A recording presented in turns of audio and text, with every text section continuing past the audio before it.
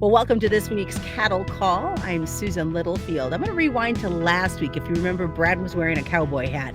Well, this week we decided to wear some hats as well. I am wearing a hat from his office. He's wearing a hat from my office. So thank you very much, Brad, for Good. this Looks awesome hat. looks great, by the way, Susan. Yeah. I was going to mention, last week for fun, I wore one of my cowboy hats, and I think people were wondering whether I, was smart enough about cowboys in general. I certainly wasn't. I love cowboys. It's those pretend cowboys that don't even know what side of the horse to get on that I was maybe trying to make a little bit of a mockery of. So, but no, thanks for the hat. No, thank you for the hat. Appreciate it. So, a variety of different things that we're looking at within this trade this week. And I think we have to start out with what's happening at the breakdown at Liberal. What does this mean for the cattle industry? And as we are recording this, there was no B shift for them on a Wednesday night. Right. The market is incredibly fragile. I mean, from the standpoint of this type of news anymore, we seem to be really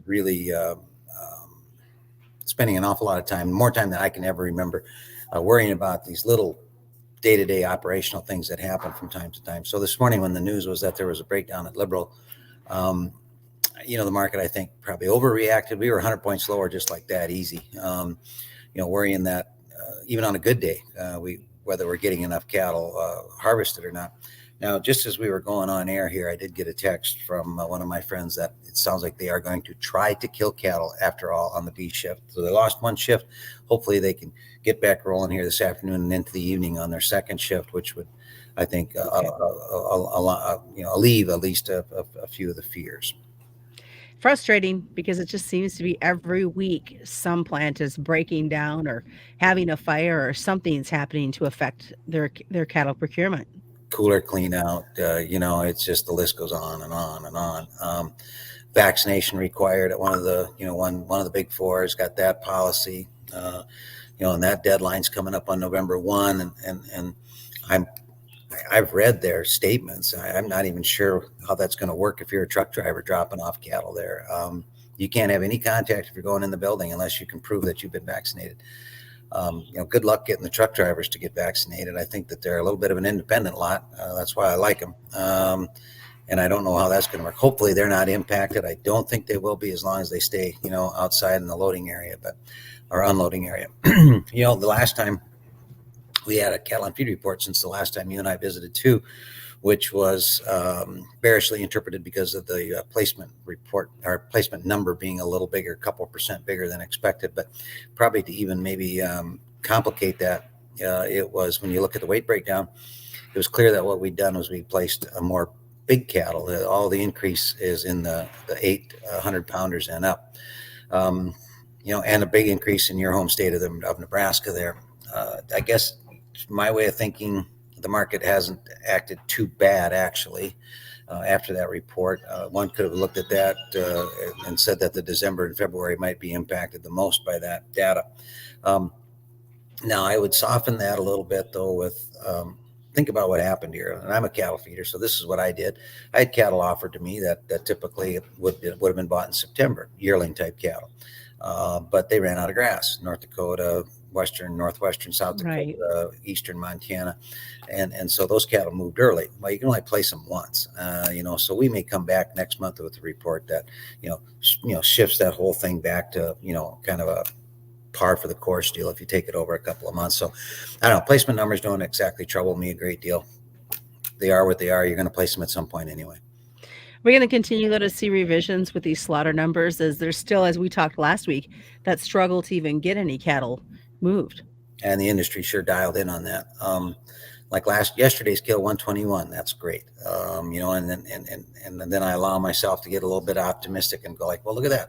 121 is a big number with all of the baloney that we're hearing about absenteeism and all the rest, So, and then you get a day like today where you right away knock 4,000 out of it because of what happened at that breakdown at Liberal. But I'm kind of the view that, so the hog report has nothing to do with what we're talking about. Here's my correlation, though. If anybody cares about the hog report, and I don't blame you if you don't, they revised a year's worth of numbers on that hog report Friday. A year's worth. I don't think the USDA knows how many hogs are out there exactly, nor do I think that they necessarily know how many cattle are out there. I I've been hearing that we've been backing up cattle since August of 2019. I mean, if that were the case, these cattle would weigh 3,000 pounds by now. I mean, come on.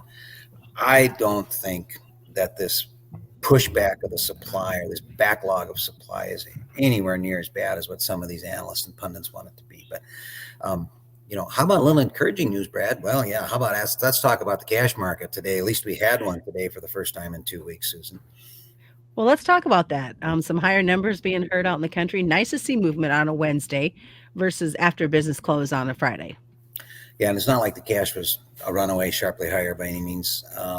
But at least we had a cash market here today. Today, I can report honestly for the first time that I had two of the big four that bid on some of our cattle here. I actually sold cattle to two different entities there, one in the meat, one live. While the market was a little bit lower, at least I was relieved to keep some cattle moving. 122 kind of the track up here, unless you a couple of situations where I heard bids that was picked up then, but I heard a couple of bids of 123 and 124 where the producer has to pay the freight.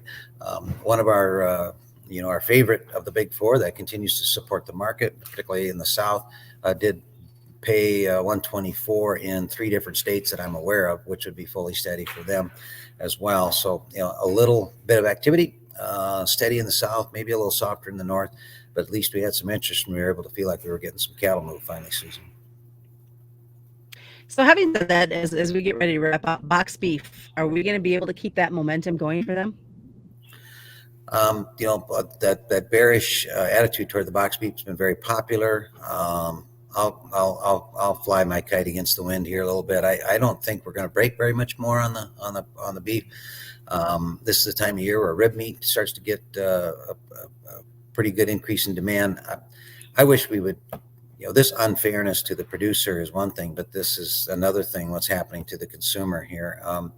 There's no reason they have to jack these prices up here at the grocery store,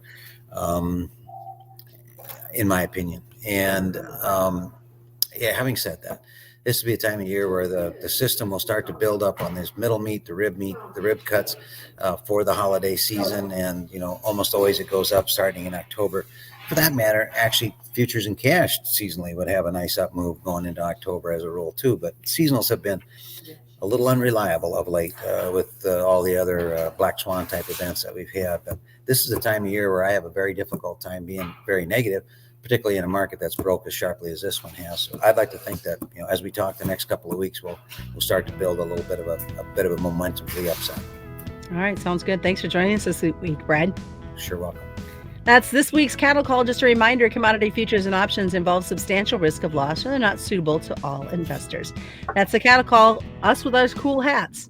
I'm Susan Littlefield on the Rural Radio Network.